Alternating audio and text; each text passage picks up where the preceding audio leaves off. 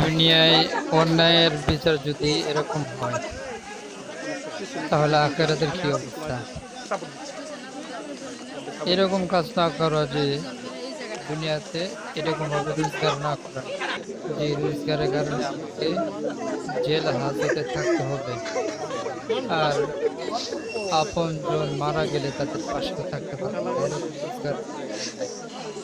আল্লাহ তাআলা যেন আমাদেরকে হালাল রোজগার করার তৌফিক দান করেন। এইসব অন্যায়কারীদের মতো আমাদেরকে যাতে অন্যায় করতে না করে।